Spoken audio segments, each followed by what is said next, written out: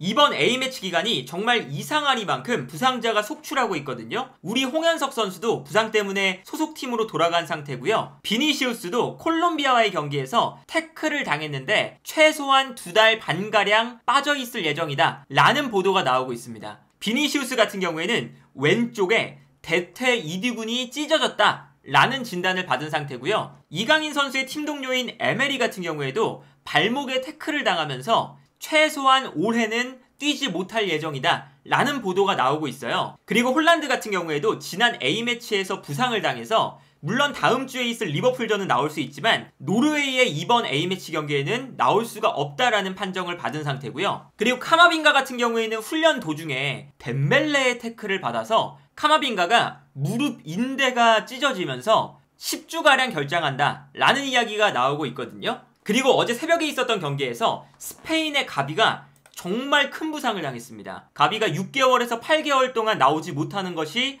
확정적이고요. 십자인대 파열을 당했거든요. 스페인과 조지아의 경기에서 가비가 볼을 잡고 돌아서는 상황에서 조지아의 수비수가 무리하게 들어오면서 가비의 무릎을 걷어차는 장면이 나왔어요. 그러다 보니까 가비가 태클을 당한 다음에 무릎을 붙잡고 누워있는 장면이 나왔습니다. 그리고 나서 가비가 부상을 당한 다음에 다시 일어났어요. 일어나서 다시 경기를 하다가 거기서 십자인대 파열이 됐거든요. 이제 그런 걸 보면 아무래도 경기 중에 많은 신체적인 접촉이 있기도 하고요. 가비 같은 경우에는 워낙에 어린 선수인데 바르셀로나와 스페인 국가대표팀에서 너무 많은 경기를 소화하다 보니까 아마도 몸에 무리가 간 것이 아닌가 하는 지금 현지 전문가들의 의견이 많이 나오고 있거든요. 그래서 지금 선수들이 기본적으로 경기의 숫자가 너무나도 많고요. 체력적으로 몸에 부담이 되다 보니까 부상을 당하기가 매우 쉬운 상태라고 보여집니다. 그래서 지금 스페인의 데라프렌테 감독이 많은 비판을 받고 있는 것 중에 어떤 게 있냐면 오늘 경기 전에 데라프렌테 감독이 가비를 너무 많이 출전시키는 것이 아니냐라는 질문을 받았을 때 가비의 신체는 정말 튼튼하다. 정말 특권에 가까울 만큼 좋은 신체를 타고났다. 그리고 최고의 선수들은 쉬지 않기 때문에 최고의 선수들인 거다 라고 인터뷰를 했어요. 굉장히 좀 무책임한 발언을 했죠. 그리고 여기에 가비가 경기 중에 부상을 당하다 보니까 지금 스페인 현지에서도 데라프렌테 감독에 대한 비판이 상당한 상태고요. 이러한 상황은 우리 국가대표팀 선수들한테도 동일한 상황이 아닐까 싶거든요. 아무래도 우리 대표팀 선수들이 유럽파를 위주로 구성이 되어 있다 보니까 국가대표팀 경기를 위해서 아시아를 왔다 갔다 하다 보니까 분명히 체력적인 피로가 몸에 누적이 되어 있는 상태가 아닐까 해요. 그런데 문제는 중국이 본인들의 그 비매너적인 플레이들을 본인들의 스타일로 생각을 하고 있다는 거거든요. 중국에서 유명한 축구 평론가가 어떤 이야기를 했냐면 손흥민을 비롯한 많은 한국 선수들이 중국전에서 부상당할까봐 두려워하고 있다. 그리고 우리는 그 점을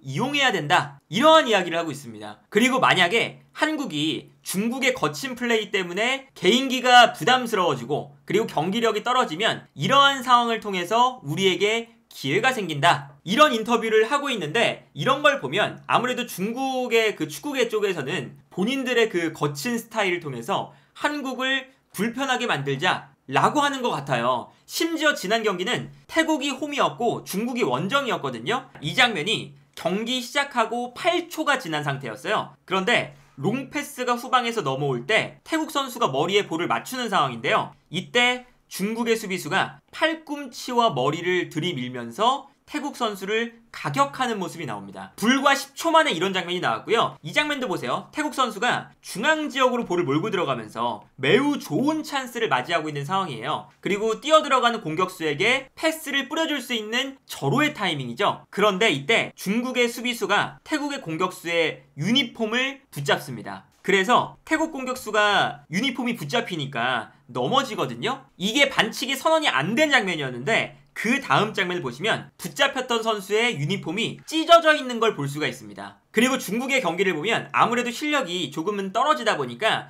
떨어지는 실력을 거친 플레이와 무모한 플레이를 통해서 보완을 하려고 해요. 이 장면도 보시면 태국의 공격수가 볼을 끌고 올라가면서 완벽하게 공간이 나와 있는 상태였거든요. 그러다 보니까 스피드를 이용해서 치고 달려가는 상황인데 중국의 수비수가 이거를 끊어낼 자신이 없으니까 바로 슬라이딩 태클을 합니다. 그래서 정말 무리하게 슬라이딩 태클을 통해서 이거는 볼을 끊는다는 개념이 아니라 상대 공격수를 다치게 하는 한이 있더라고 하더라도 태클을 통해서 못 지나가게 하겠다 라는 태클이거든요. 그러다 보니까 이게 발목을 들고 들어갔어요. 여기서 부상이 나오진 않았지만 매우 위험한 태클이었죠. 그리고 이 장면도 보시면 태국의 공격수가 슈팅 찬스를 잡고 있는데 이것도 본인이 끊어낼 수가 없으니까 바로 슬라이딩 태클이 들어갑니다. 그러다 보니까 태국의 공격수가 슈팅을 할 때 중국의 수비수와 서로 발이 엉키는 장면이거든요. 이런 장면이 심지어 태국 원정을 가서도 나왔는데 중국이 지금 홈 경기를 펼칠 예정이고 여기에 더해서 지금 중국이 한국전을 매우 기대를 하고 있다는 얘기가 나오고 있습니다. 지난 경기에서 태국전을 역전승으로 가져갔거든요. 그 태국전 역전승 이후에 기대감이 커지면서 한국전 티켓 4만 장이 매진되었다는 보도가 나오고 있는 상태고요. 그러다 보니까 우리가 지난 6월에 아시안게임을 대비했었던 황선홍 감독의 아시안게임 대표팀이 중국과 평가전을 했었죠. 그때 중국의 홈에서 펼쳐졌는데 이런 장면들이 너무 많이 나왔습니다. 그때도 중국이 한국전을 지지 않기 위해서 엄청 거칠게 했거든요. 이 장면도 보시면 볼이 완전히 빠져있는 상태인데 중국의 선수가 태클을 발목에 들어가면서 정우영 선수가 발목에 태클을 당하는 장면이고요. 이 장면도 보시면 이번에는 중국이 역습을 할 때 뛰어들어가는 공격수에게 패스를 보내주고 있는 장면이거든요. 그런데 조현택 선수가 이 중국의 패스를 빠르게 달려나가면서 끊어내는 장면이었습니다. 그리고 심지어 경쟁에서도 이긴 장면이었죠. 그런데 중국 선수의 동작을 보시면요, 볼을 가져가진 못하지만 발길질을 하고 있어요. 그러다 보니까 여기서 조현택 선수가 부상을 당할 뻔했었죠. 이 장면도 마찬가지입니다. 우리 선수가 볼을 가지고 있을 때 중국이 너무나 무모한 태클을 하면서 볼이 빠졌는데도 불구하고 중국 선수의 무릎이 발목을 가격하고 있는 걸 볼 수가 있거든요. 그리고 이 장면도 마찬가지죠. 이 장면은 고영준 선수가 페널티 박스 안에서 드리블을 해 나가고 있는 장면인데 이때 중국 선수가 달려와서 그냥 몸통 박치기를 합니다. 그리고 여기에서 끝나지 않고 넘어질 때 매우 의도적으로 본인의 엉덩이와 체중을 실어서 고영준 선수의 무릎 쪽을 짓누르고 있어요. 그래서 이 장면이 끝나고 고영준 선수가 부상으로 아웃이 됐었죠. 그러니까 이런 장면들을 보면 사실은 중국이 본인의 더티 플레이들을 본인들의 스타일로 생각하면서 본인들보다 강팀을 상대로 너무 거칠게 나올 때가 많거든요. 그리고 심지어